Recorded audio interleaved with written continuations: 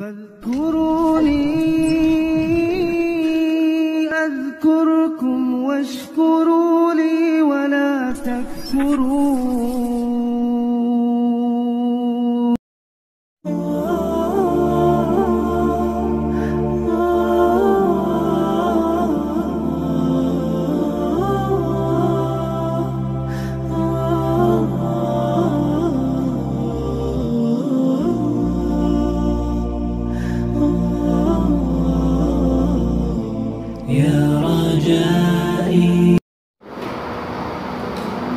Kita masuk pada bab terakhir dari bab jenazah, yaitu mengubur jenazah. Ya, bab mengubur jenazah. Pasal daripada bab jenazah. Pasal yang terakhir itu bab apa? Pasal mengubur jenazah. Hukum mengubur jenazah mayit. Bulan lalu kita sudah bahas tentang sholat jenazah. Nah, hukumnya adalah fardu kifayah. Sekalipun mayit itu adalah mayit dari orang kafir. Ya, namun perhatikan, tidak boleh seorang muslim, artinya mayit seorang muslim itu dikuburkan di pekuburan orang kafir, begitu juga sebaliknya. Ya, Ustaz, orang kafir juga dikuburkan. Kalau kita jumpa orang kafir, dikuburkan, Pak. Sebagaimana Rasulullah memerintahkan para sahabat pada saat itu di perang Badar, Rasulullah memerintahkan agar menguburkan jenazah siapa? Mayat-mayat para pembesar Quraisy yang mati, bukan syahid ya, yang mati di perang Badar. Ada Abu Jahal, siapa lagi? Umayyah bin Khalaf. Ya, di perang Badar itu banyak gembong-gembong musyrik itu yang tewas di situ. Maka Rasulullah perintahkan para sahabat untuk menguburkan jenazah mereka. Kemudian juga pada saat itu Rasulullah berbicara, ya, sudahkah sampai kepada Allah janji kalian? Sudahkah sampai kepada Allah? Sudahkah sampai kepada kalian janji Allah? Sungguh sudah sampai kepadaku janji Allah. Seakan-akan Rasulullah berbicara dengan mayat-mayat orang Quraisy itu. Sehingga pada saat itu Umar bertanya, ya Rasulullah, apakah mereka bisa mendengar apa yang kau katakan? Rasulullah mengatakan, sungguh mereka mendengar, hanya saja mereka tidak bisa menjawab. Ya, mereka tidak bisa menjawab. Nah, jadi seperti itu. Begitu juga tidak boleh menguburkan seorang muslim dengan orang kafir dalam satu lubang. Ya, tidak boleh. Kemudian di sini nggak saya tulis. Bagaimana jika ada seorang wanita ahli kitab yang meninggal, tapi dalam keadaan hamil? Yang wanita ahli kitab ini istri dari seorang muslim. Ya, meskipun ini kasus yang jarang terjadi ya, sangat jarang. Hari ini ada nggak seorang muslim yang beristrikan ahlul kitab, Pak? Pernah jumpa tuh Nasrani atau Yahudi, istrinya. Laki-lakinya muslim tapi istrinya Yahudi atau Nasrani. Ada pernah jumpa? Belum pernah jumpa ya? Sangat jarang memang. Secara hukum itu boleh. Tapi pada masa Umar saja, itu ketika Umar mendapati seorang sahabat, seorang laki-laki beristrikan seorang Nasrani, maka Umar suruh ceraikan. Ya, bukan berarti Umar mengharamkan. Hanya saja Umar melihat apa? Maslahat yang lebih besar. Apa itu?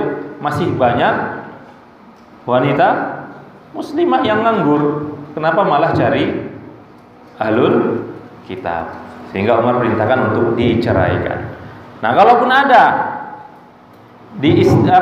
istrinya wanita ahlul kitab Yahudi atau Nasrani dalam keadaan hamil meninggal, ya. Nah, ini bagaimana? Di mana dikuburkan? Dia dikuburkan di antara perkuburan muslim dan kafir. Wanita tadi dengan cara punggungnya itu, kan dah hamil tadi anaknya itu dianggap seorang muslim, sehingga anaknya diperlakukan sebagai seorang muslim dan diarahkan ke arah kiblat. Kalau wanita hamil itu kan janinnya itu kan wajahnya itu kan menghadap ke punggung ibunya, Pak. Nah, jadi di mana kiblat berarti wanita tadi membelakangi kiblat. ya, supaya anak janin dalam perutnya itu menghadap ke kiblat. Namun sekali lagi ini kasus yang jarang terjadi ya. Tapi sebagai penyampaian saja, mana tahu nanti antum menjumpai hal seperti itu. Ya, seperti itu. Kemudian dianjurkan juga untuk menguburkan jenazah di perkuburan, sebagaimana dilakukan oleh Nabi, yaitu Nabi membuat perkuburan baki. Ya, nah, ini seperti itu. Jadi disunahkan seperti itu. Jadi jangan meninggal mentang-mentang tanahnya luas, maka dikubur di tanah sendiri. Padahal ada tanah kuburan, misalnya dikumpulkan dari TPU lah, tempat pemakaman umum kan gitu kan. Dia nggak mau, saya tanam di belakang rumah saya aja, orang tua saya. Nah, ini disunahkan seperti itu, meskipun tidak ada larangan. Ya, tapi disunahkan seperti itu, diperintahkan seperti itu. Kecuali Rasulullah, para nabi itu kan memang dikuburkan di mana mereka wafat. Kemudian juga pengkhususan kepada Abu Bakar dan Umar yang dikuburkan di mana? Di samping Nabi Shallallahu Alaihi Wasallam. Abu Bakar dan Umar, mereka tidak dikuburkan di kuburan umum, tapi dikuburkan di samping Rasulullah. Kemudian para syuhada, orang-orang yang syahid di medan perang, itu dikuburkan di mana mereka terbunuh. Jadi nggak udah bawa pulang. Syahid, misalnya antum berangkat jihad mana Pak? Palestina, Suriah, syahid di sana, nggak usah bawa pulang ke Indonesia, bawa pulang minta jasadnya, udah kuburkan di sana, ya seperti itu. Bagaimana pada Rasulullah pada jenazah yang syahid di perang Badar, di perang Uhud dan perang-perang yang lainnya. Kemudian makruh menguburkan mayit pada waktu berikut. Yang pertama di 3 waktu, Pak. Sama seperti larangan sholat. Nah, yaitu ketika matahari terbit, ketika tepat siang hari, matahari tepat di atas kepala, dan ketika matahari terbenam. Rasulullah mengatakan bahwasanya ada 3 waktu. Ubay bin Amir mengatakan ada 3 waktu di mana Rasulullah melarang menguburkan jenazah dan melaksanakan sholat, yaitu 3 waktu itu. Ya. Jadi selain pada waktu itu boleh. Yang kedua, mengubur pada malam hari, yaitu makruh, dibenci, kecuali karena darurat. Contoh kalau nggak dikuburkan ini mayatnya keburu rusak atau gimana, atau seperti yang saya sampaikan pada pertemuan yang lalu, misalnya mayatnya apa Pak? Kecelakaan, apa itu? Dilindes, ya kan? Nah, itu kan kalau nunggu besoknya kayaknya, wah, nggak bisa. Maka malam itu juga dikuburkan. Darurat, kecuali karena ada darurat. Maka tentunya dengan kalau seperti itu diperbolehkan. Ya, karena kan masalah apanya, hikmahnya kan kalau malam hari itu kan biasanya orang malas, orang enggan untuk membawa jenazah, mengurusi jenazah. Beda kalau dengan siang hari. Ya, seperti itu. Kemudian yang selanjutnya bentuk kuburan. Nah, jadi kuburan itu gimana sih bentuknya? Disunahkan yang pertama agar kuburan itu dalam, luas dan bagus. Rasulullah bersabda, "Ihfiru wa ausi'u wa a'miku wa ahsinu." Galilah, luaskanlah, perdalamlah dan baguskanlah. Jadi jangan kayak kuburan itu jangan dibuat kayak ngubur kucing mati gitu kan. Pop, taruhkan. Tapi diperluas. Ya, luas-luas pun paling 2 kali. 2 kali berapa? 2 kali 2. Lebar kali 2 kali 2 itu. 2 kali 1. Ya kan? Nah, kecuali kalau orang Asia kan jarang yang sampai 2 meter. Rata-rata itu 1,8, 1,7. Tapi kalau orang-orang Eropa mungkin ya tinggi, nggak mungkin 2 kali 1, pasti lebih. Ya, muslim di Eropa. Nah, Artinya apa? Ya jangan terlalu kecil, ya pas-pas ya. Memang kalau nasihat para ahlul hikmah itu kan, jangan pernah menyombongkan harta, jabatan, apalagi kekayaan, tanah yang luas yang kita miliki. Karena sebanyak apapun harta, toh nanti jatah kita hanya 1 kali 2 meter. Tak banyak Pak, 1 kali 2 meter. Ya, semahal apa kita pakai pakaian di sekarang? Kemarin saya baca ada berita ada pemain bola yang pakai jam tangan itu cuman 1 diproduksi di dunia, harganya 21 miliar. Cuman 1 diproduksi dan dia yang punya, kan gitu.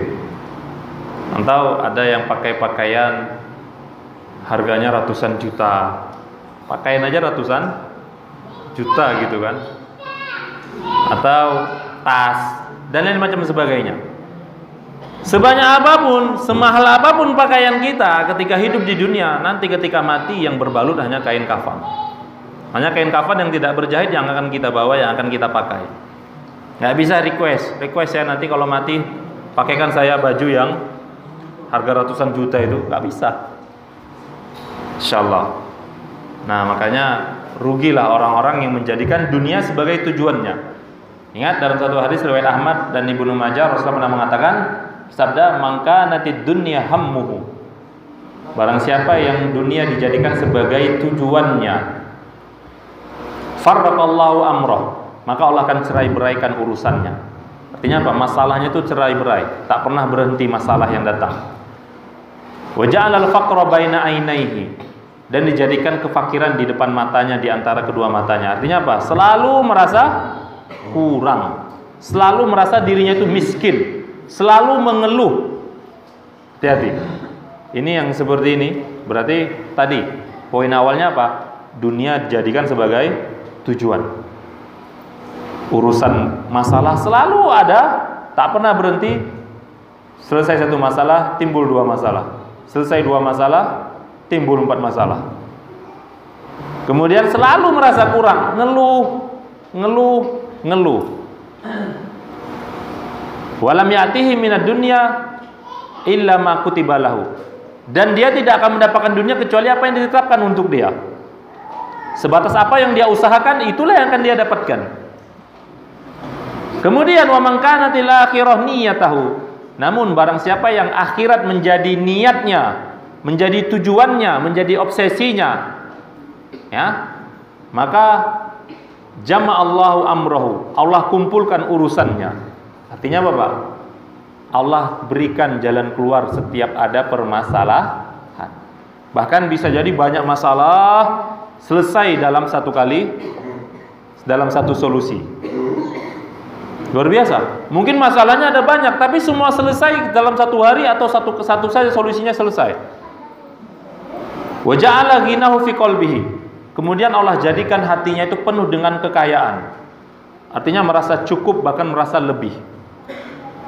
Kebalikan dari yang pertama tadi kan. Kemudian yang terakhir, wa atatu minad dunya wa hiya raghimah. Dan dunia akan mendatanginya dalam keadaan yang hina. Artinya apa? Dunia yang mendatangi dia. Enggak dia yang ngejar-ngejar dunia yang mendatanginya. Insyaallah. Ini yang kedua. Siapa yang akhirat menjadi tujuan utamanya. Maka mudah-mudahan kita selalu menasihati diri kita sendiri. Ingat, tujuan kita nih untuk mendapatkan dunia atau akhirat. Kalaupun kita mencari dunia, tujuannya untuk akhirat. Untuk bisa beribadah, untuk bisa banyak sedekah, untuk bisa membantu sesama, bisa bantu orang yang kesusahan, fakir miskin, yatim, duafa dan macam sebagainya. Jadi bukan untuk hal-hal yang lain. Ya.